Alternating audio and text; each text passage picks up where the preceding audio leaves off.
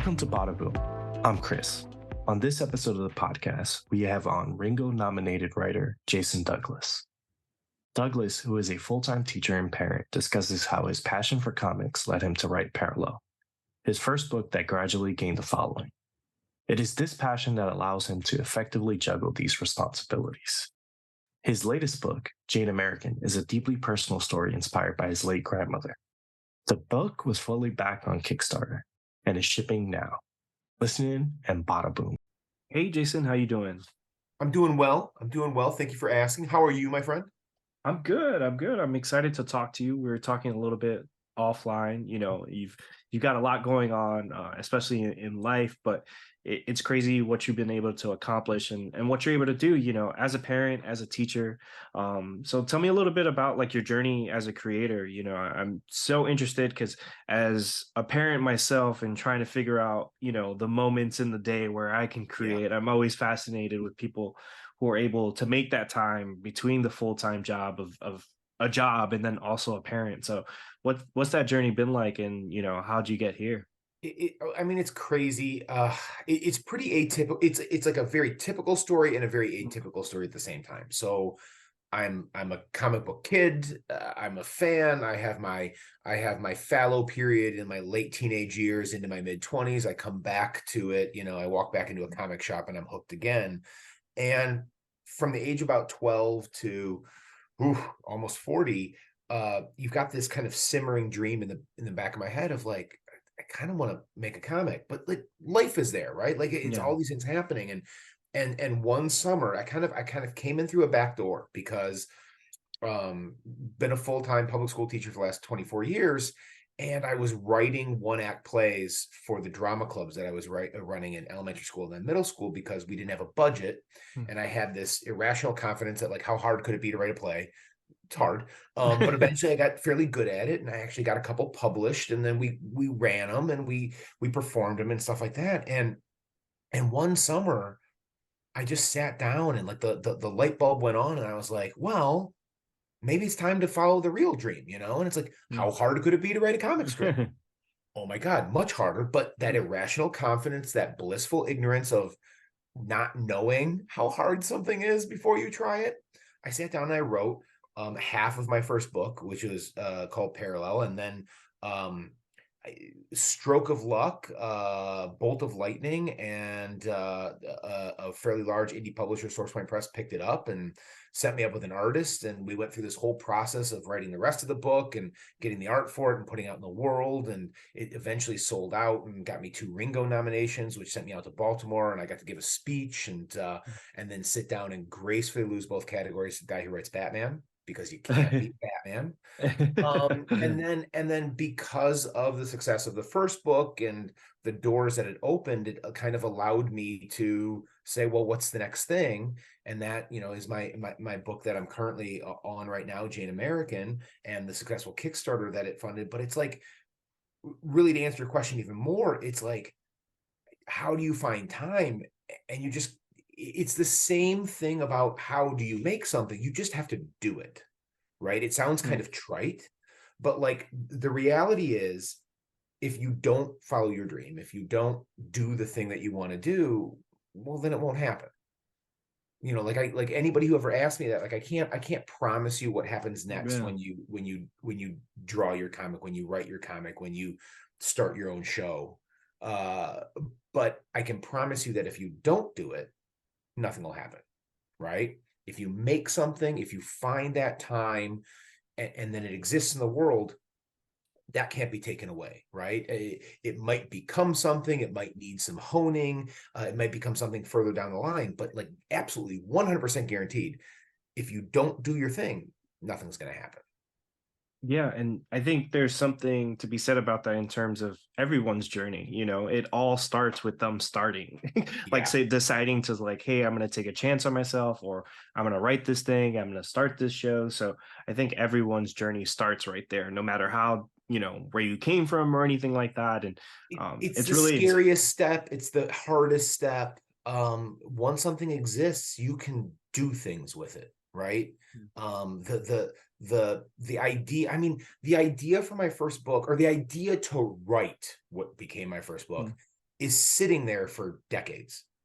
And there was even kind of a it's kind of a it's a dark sci-fi twisted tale, kind of in the vein of like an episode of Black Mirror or Twilight Zone, and begs the question of you, the reader, what price would you pay for a second chance at all the dreams you thought you left behind forever? There's a an alternate version of our main character reaching out, offering him that second chance, probably not in his best interest physically and mentally to pay the price. But it's really about existential dread about time passing. Oh, sounds familiar, as my dream slips away. It's about dreams deferred and if I had a second chance kind of thing. And even the kind of sci-fi comic book wrapping paper, the fanboy in me, the idea for a parallel version of you reaching out, that sat there for a couple of years. It was like the confluence of my own existential dread about aging and not following my dreams, combined with the raw comic book idea, combined with what actually was the final catalyst was a former student of mine, and this tells you how long I've been a teacher, who was like pushing 30, which is the main age of the main character in the book, Landon, kind of having this conversation with me, going about like, what happened to the last 8 years? What happened to that dream I had when I was 22 to like go to Chicago and open up a dance studio? And now I took this job to pay the bills for a year, and I blink my eyes and I'm 30 and it's gone. And I don't think I can get it back. And that was the thing that was like, oh my God, it's time. I got to go write this story. And so like whenever it comes, you just got to go do it. You just got to do it.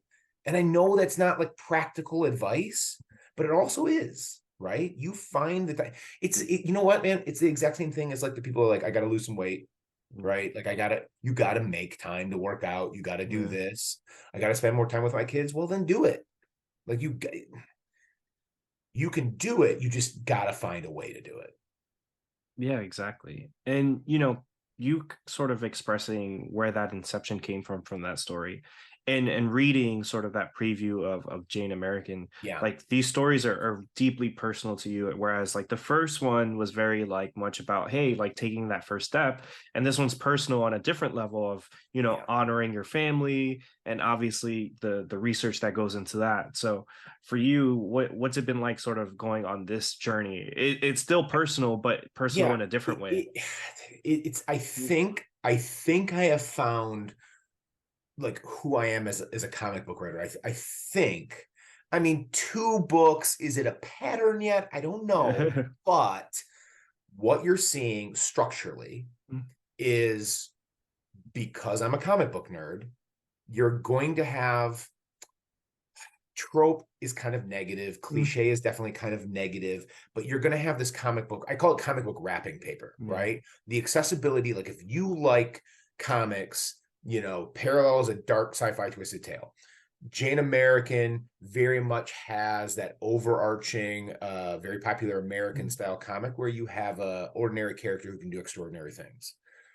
You take that wrapping paper, and what I like to do is find those universal, powerful, meaningful to me and meaningful to other people themes at the core, what the story's really about. Parallel is really about existential dread, about time passing and dreams deferred, right? The anxiety and dread that comes with that we all go through. Everybody can relate to going through that at some point in their life.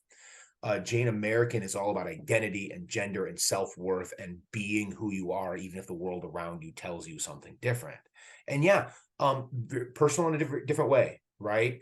Jane American is very much inspired by and named after my late grandmother, who, in the 1940s went through a lot of the same kind of identity crisis things that Jane did, because the world's telling you, especially as a young woman, that you're supposed to be this.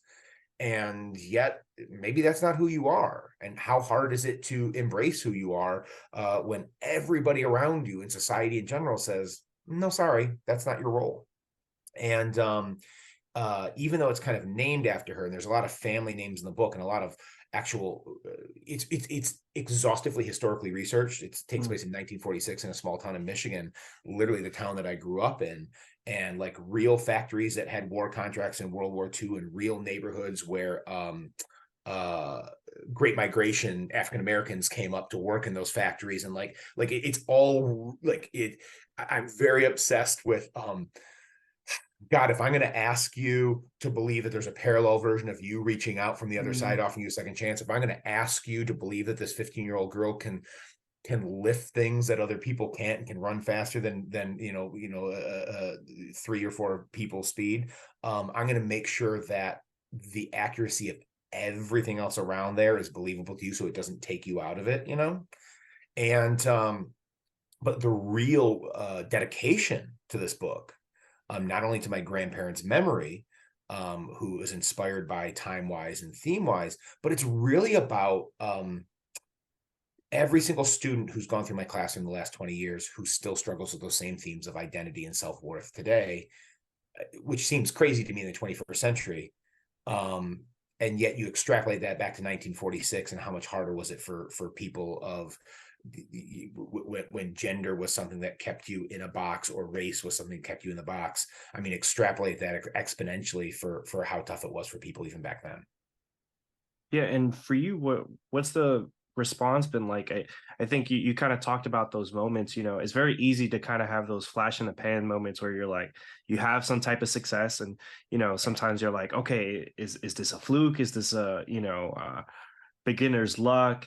And you've been able to fully fund the book and sort of be in this spot where obviously you're promoting it, but I'm sure sort of the response has put you in a place where you're like, oh my God, this hobby or this sort of side thing that I've tried to pursue is something that it could be possibly a career, or it could be like genuinely like I have a space in comics that I can operate and have a voice in. Well, I mean, maybe. Unfortunately, I have a master's degree in imposter syndrome. I've got Don't we that all? degree, and so like, I mean, on one hand, it's very gratifying when you hit that moment, and maybe occasionally I allow Yeah. myself to be like, oh, that was really nice. Yeah. Like you're at the Ringo Award after party at the bar in Baltimore, and you're standing next to Garth Ennis, and he's telling you literally war stories about his writing career, Yeah. and you're like, oh my God, I can't believe I'm standing here, and he's talking to me like I'm not just his biggest fan, but like actually equal or whatever. Like there's moments like that where you almost believe it for a second, or like you said, like when the Kickstarter funded fast and fully, and then more, and we hit all these stretch goals, and you're like, oh, that's like a fan base that I built up over like the 2 years before that kind of maybe theoretically could like support me continuing to make these cool indie stories that mean a lot to me and hopefully to other people. And then like, you come home and there's 4 people who live in my house, 3 of them teenagers, and one who I've been married to for a couple of decades, who couldn't give 2 craps about this thing that I do. I mean, literally, I would come home with one of those successes, and it's like, why isn't the laundry done? I'm like, oh yeah, I'm just me, and Why are you the talking next to day, strangers on the internet? yeah, right. And the next day, I've got this other job where I've got to convince 180 teenagers that grammar isn't boring, which is actually a Yeah. much harder job than selling comics at a show or signing books at a signing. So there has never been a point in this where any kind of inflated ego head kind of thing happened. And if it did, it lasted like 4 seconds and then was popped very efficiently by my reality or the people around me. I mean, it's funny. So like if you follow me on IG, so because I'm a teacher, literally my only social media is my Instagram account. It was like part of my contract with SourcePoint when they picked me up. And they said, it's indie comics. I mean, you've got to self-promote. And I was like, I'm a teacher. that's how you put something on the line. That's how you get fired. And they're like, no, Yeah. man, you got to at least have one. They wanted me to have like 4, and I kind of outsource it to 22-year-old former students and 25s, Yeah. and this is a while ago now. I mean, this is like Yeah. before TikTok even existed or whatever. And they're like, okay, Facebook is for the olds, Twitter is toxic, you got to do Instagram. So I did it.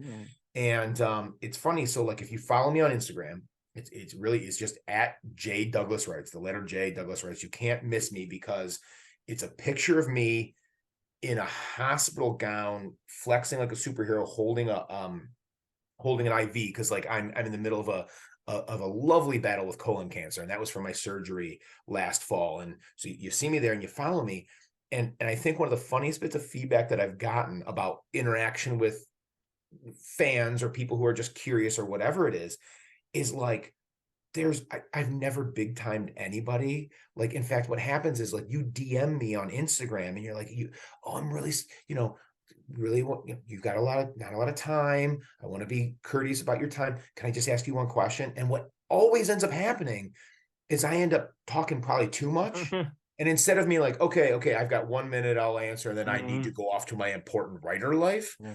What usually happens is the person who, in the fan creator relationship is like, dude, I gotta go. I don't know how you are talking to me this long, but like, I've got a life to go. I've got to, and they end up leaving me in the conversation before I do that. So yeah, I mean, I have been here's how I boil it down. Yeah. I have been a comic book fan exponentially longer than I've been a creator. I have been to more shows and interacted with creators as a fan than I've been at shows where I'm on the other side of the table signing or selling. And so all of that completely and utterly informs how I interact with people online or people at a show live. You know what I mean? It's like, I know what it's like to be a fan, and thus I want to give people the best experience that they can. It might be the only time we ever talk, and it's got to be cool. And it should be. I mean, why would you leave somebody going, dude, that guy's a jerk? Like, how does that benefit me, and how does that benefit you? Like, what is that? So yeah, it's kind of informed me on how I interact with people. Yeah, and with indie comics, especially crowdfunded comics, Yeah. it is very much like, a lot of times they talked about, sort of direct to consumer, but it really is that relationship, you know what I mean? Like Yeah. when people are investing in your Kickstarter, it's less about the story and what that is. They're investing in you, how many times do they invest in something and it doesn't come through? They're like, hey, this person has delivered, they're really nice to me when I reached out to them about their story. Yeah. And I think that speaks to why you're able to fund it so quickly, the second book. And what's that like? I think because as an indie creator, it is very much, there's a balance, you kind of have to kind of be like promote yourself and kind of be very out there. And it's different than being like, let's say an author of a book where the publisher Mhm. might send you on a tour, Yeah. do some signings. It's like you kind of have to like fight and scrap and really kind of put it out there. And It it's not easy, you know what I mean? Especially as a teacher, yeah. as a parent, you're kind of in this position of almost being customer service for your own brand. I think you're almost answering the question. Yeah. It's like it's so much work, and it's so exhaustive and exhausting. I think it's a testament to indie comics in general and indie comic creators in general. Mm. You have to love it. Like, it's not, there is no, like I grew up on the big two, but there's no 80-year infrastructure that kind of just supports it and allows it to just Yeah. exist in the world. It like if you ever if like encountered somebody creative that you like, and then you're kind of caught off guard when there doesn't seem to be passion behind it. Like, all of my indie comic family, like, it's the most passionate people I know, because you wouldn't do it. You couldn't do it. There's no way, with the amount of time, blood, sweat, and tears that you got to put in to make an indie comic exist in the world, whether it's through a small press publisher or you're self-publishing or crowdfunding, and then it goes on to something else. Like, there is no situation where the people or person behind that book aren't just 100% in. The math doesn't work on it. And so yeah, it's exhausting. It is so much hard work, and which then translates to a fulfillment when you hit those certain markers that is kind of indescribable. Um, like the fact that the one shot for Jane American got funded the way it did, and the fact that I got to successfully get it in all those backers' hands and did it on my own. It was my first Kickstarter. The fulfillment I did on my own, even though there were promises from all my family members that there was going to be like an assembly line in the basement. I did it. I did all those hundreds of boxes and books Yeah. on my own. And there's a certain amount of satisfaction with that. And right now we're in the process. we're in the editing process and the construction process of the 120-page graphic novel that expands and tells Jane's whole story, right? The whole rest of the stuff that happens in 1946 after she manifests what she can do after some pretty tragic news, and then how she carries that out through the community, and the struggle to keep herself hidden and safe, and yet still help people at the same time and be who she truly is.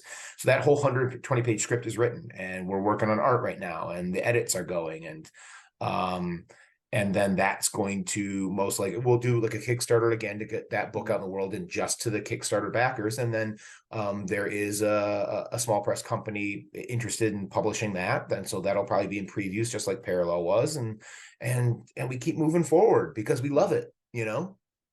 Yeah, and it's been awesome like hearing you. I hear the passion and stuff Yeah. like that. And what I think what's really admiring about what you're able to do is that you do have those downs, like you talked about your struggle, obviously, like health wise, Yeah. job wise, Yeah. all those things. Like you kind of have to have that passion to keep going. Obviously we strive for those little moments and stuff, and I've had it. For you, like, what's kind of like your happy place, the place you go to kind of decompress whenever it feels like the pressure is like weighing on you. You've gotten a bunch of emails about your Kickstarter, fulfilling it, obviously the health thing, and then also sometimes you feel that imposter syndrome creeps up sometimes. Maybe you're Mm-hmm. writing a script and you're like, this is terrible. This is something I would I'd give an F if I was grading it.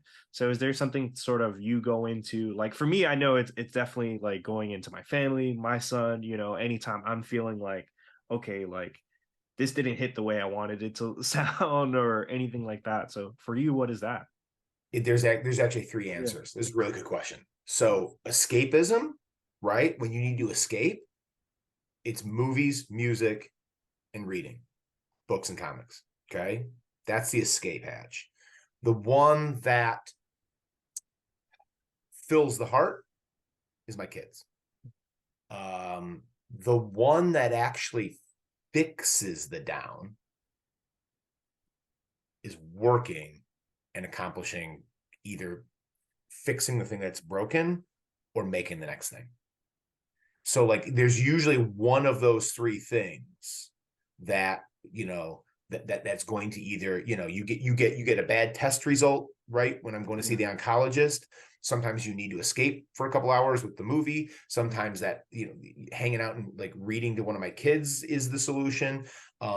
When stuff isn't working, when there's the bad news about the comic, what you do is you go and write some more pages and make sure they're good. You know what I mean? So it's Yeah. like those. I think those are my three. Those are my three, and maybe a combination of, or one or the other, kind of depending on what the situation is.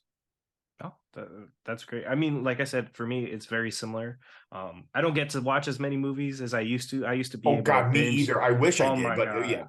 Dude, honestly, the best week of my life is when I got COVID. I got to go to my mom's house and just be yeah. in a room for 3 days without I watched like Midnight Mass in like one sitting. I was like, whoa, this is what I used Look, to do. it's so funny that you said that, because like I'm telling you, dude, like the couple weeks of recovery after colon cancer surgery, when they like cut this big old Yeah. tumor that was trying to kill me out of me, like those few weeks after that, where for the first time in 24 years, like I missed the beginning of the school year. And I got back like literally 3 weeks sooner than I should have, or I was supposed to, doctor's Take orders. that time, Those two please. and a half, 2.5 weeks out, Yeah. 2.5 weeks out, like I read so many more books and watched so many more movies, and I was just going on walks, recovery walks, and it was like, oh my God, this is wonderful. It like reminded me of being a certain age where like Yeah. I had this thing called free time, and man, I look, I went back when I went back because I need to get back to those Yeah. kids and whatever, but I could have gotten really used to that. That was a good feeling for those couple of weeks. Besides the, the You fact know, that scars, yeah. healing or whatever. But I completely relate to what you're saying. Oh, same thing with COVID. I felt bad, but of course, Yeah, right, you right, you right. feel better when you're watching 3 seasons of Succession. Yeah, right. But as we've been talking, it's been mostly like process and stuff. But you know, give the listeners a little bit about like Jane American and what it means to you. You touched on how how personal it is, but obviously like it's something that's going to be out there to the world and hopefully in previews. So what fans and readers can expect from the Well, I book. mean, let's do this piece first. So, like, Yeah. if what you've heard so far and what I'm going to say next, if this appeals to you at all, I actually have, we had these really cool Kickstarter exclusive covers. Okay, we had the Malia Elwork cover, and this was literally Malia did this cover for me. I caught her right between her job as a DreamWorks animator, and now she works for the mouse and she's a Disney animator. And she did one comic and a couple of covers in between, and mine was one of them. And we had that cover. That's how We you got, get people, you got to get them right yeah, we before. had the beautiful textless one. And then because I'm such a 1990s comic nerd, I've got the holochrome one because like Oh, the Valiant and Marvel foil. Comics, right?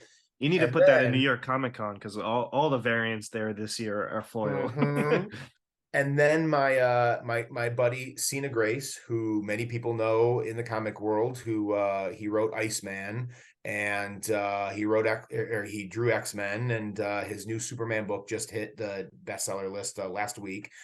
He did this kind of, we call it the Granddad's Attic variant, and it's kind of hard to see there, but Dave Lentz, my designer, my letter, he aged it, right? You can see Yeah. like the creases and stuff like that. And then we put this, check this out, dude.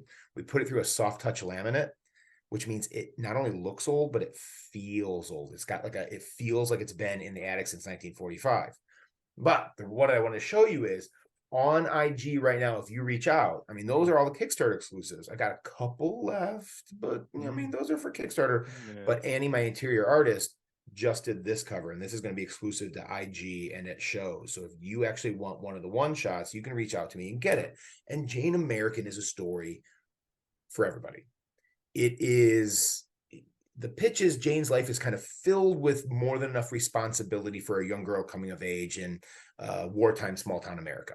Okay. But family tragedy has kind of changed her in an unbelievable way. We hinted at that, that are better left hidden. And economic hardships, though, and that are presented at the end of the war have left her with a choice. Okay. She can stay safe, she can stay hidden, or she can embrace who she really is for the sake of everyone she loves.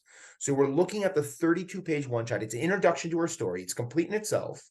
Full color comic book introducing us to Jane's world and exploring those themes of identity and gender and self-worth that we talked about, all in the small town societal norms of post-World War II America. There's hints of like beloved stories like Superman for All Seasons or Archie 1941. And my promise to people who read this is, even in these 32 pages, Jane American's going to break your heart.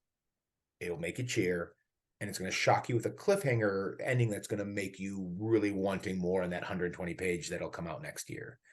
And like I mentioned, it's a story that's very personal to me, inspired and named after my late grandmother, who fought against, not entirely successfully, a lot of being put in that same societal box in post-World War II America herself. Okay. There's family names throughout the book, like I mentioned. It's set in historical Plymouth, Michigan, where I grew up, and in this wall wire factory that my great-grandfather worked in during the war. They made, if you're a history nerd, they made Marsden mats, right? So like down the road, you've got Ford and GM building bombers. And then all the smaller suburban and small town factories are building like component parts for other things. And Wall Wire was a wire factory that began making Marsden mats, which are the long sheets of hole punch metal that turned into the temporary runways in Europe and the Pacific, right? So you could launch a plane off of any little island or any little strip of land. You didn't actually have to take over a runway. And I mentioned my great grandfather worked in it. And it's also dedicated to all the young ladies and all the non-binary kids who have gone through my classroom over the last 24 years that are still struggling with those same things of identity and social norms that my grandmother did over 80 years ago.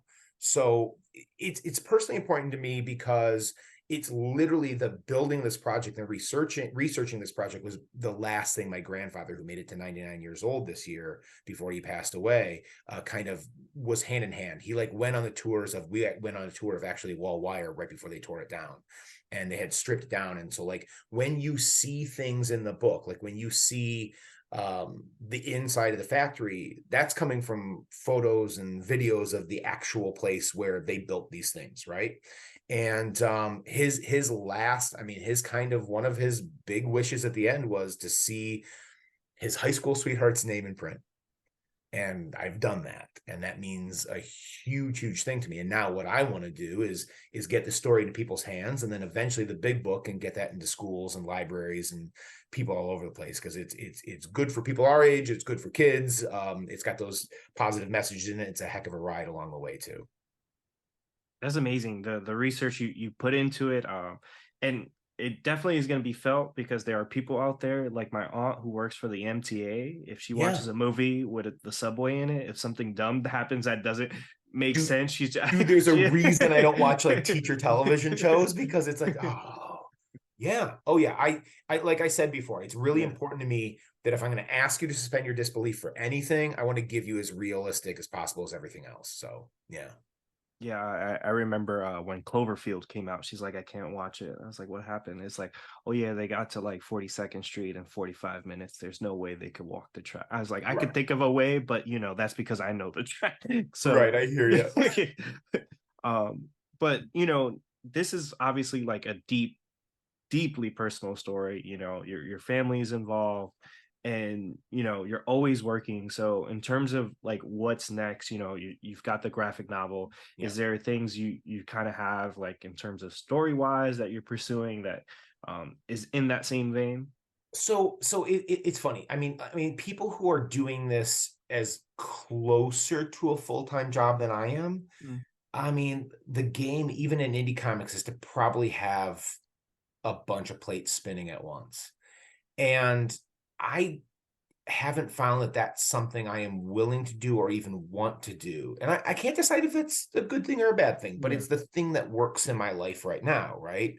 For as much time and effort as I put into this, which is basically every second of free time I have and a bunch of time I don't have, um, it's kind of a bit more, I feel like the way to do this is a bit more of a linear journey, right? It's one thing Mm. at a time. Now, that doesn't mean that other things don't exist or are what I can almost guarantee you comes next after the graphic novel, after the OGN.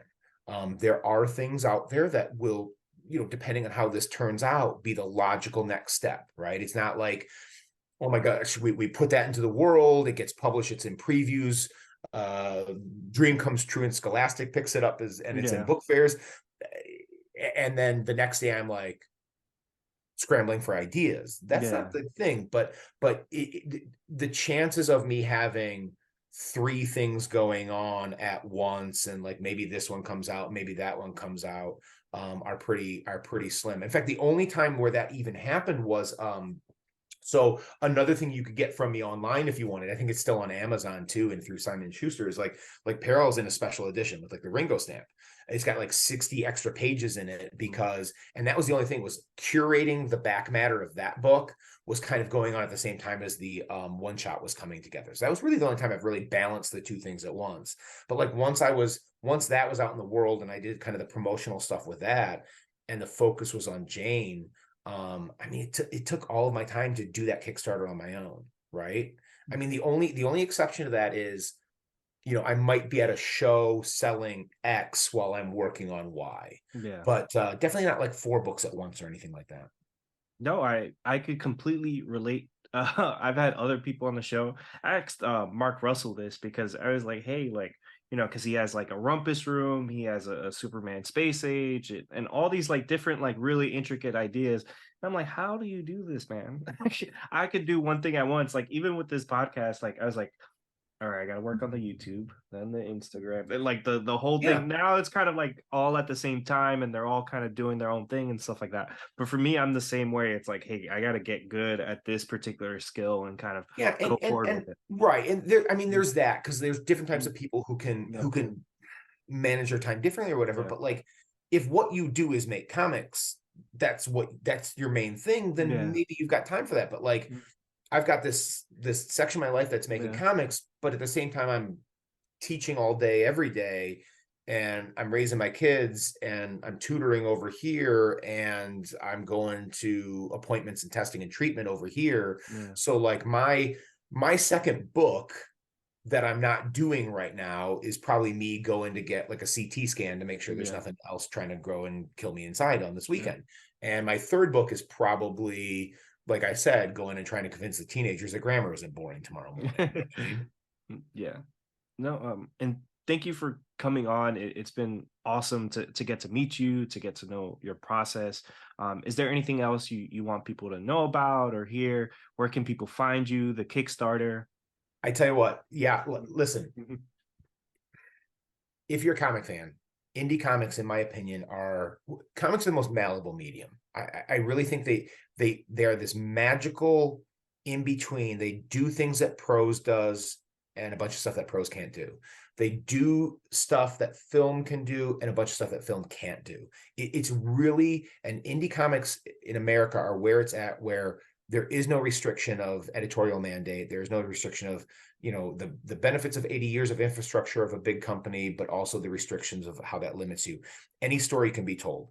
And the thing that I really hope everybody understands about indies, whether they're self-published or a small house, is your dollar goes so much further. Your dollar literally keeps people employed, puts food on tables and clothes on backs, and it kind of goes further in a lot of ways. And like the storytelling that I like the most is you know, complete stories with beginning, middle, and ends. Stories that have rereadability. It's something that means a lot to me in my writing, and I like bang for your buck. I always have as a consumer, so it's something I promise in the stuff that I produce. So like anybody who reaches out to me on Instagram, it's the only place you can really find me because of that whole teacher thing. Don't want to get fired. At J, the letter, at J Douglas Writes. Hit me up, ask me what I got available, and I'll cut you a deal and I'll mail it to you. And just know that every dollar, every Jane American dollar, I don't think I mentioned this, is basically just going to, so we funded the Kickstarter over 200%. Not a single dollar of it went to me. You know, I'm a public school teacher. I make like 12 cents a day. I'm fine. Every single dollar of like the new cover that's like exclusive to IG and shows and stuff, like every single dollar that just goes to defray the cost of the big book coming up, because kickstarting a 120-page graphic novel is a rather large number, and I want it to be affordable for people. I don't want to have to put like a $20,000 to $25,000 Kickstarter together, because the chances of that coming together, no matter what fan base I've built, are much slimmer. So basically, every dollar we went over on the original Kickstarter and every dollar of this is just going to make sure that the next one exists in the world. So you're really just supporting the perpetuation of somebody wanting to put art into the world and a good story out into the world. Thank you, Jason. Appreciate you coming on. And with that, bada boom. Bada boom. Thank you for listening to the Bob Boom Podcast. Keep the conversation going with Chris and I on Instagram, TikTok, and Twitter. You can find us on all these places at Bada Boom Podcast. Get into the comments on our YouTube channel. Let us know what you like about the show or what you'd like to hear from us in the future. Until next time, please subscribe to us on Apple Podcasts, Spotify, or wherever you listen. Thanks for listening.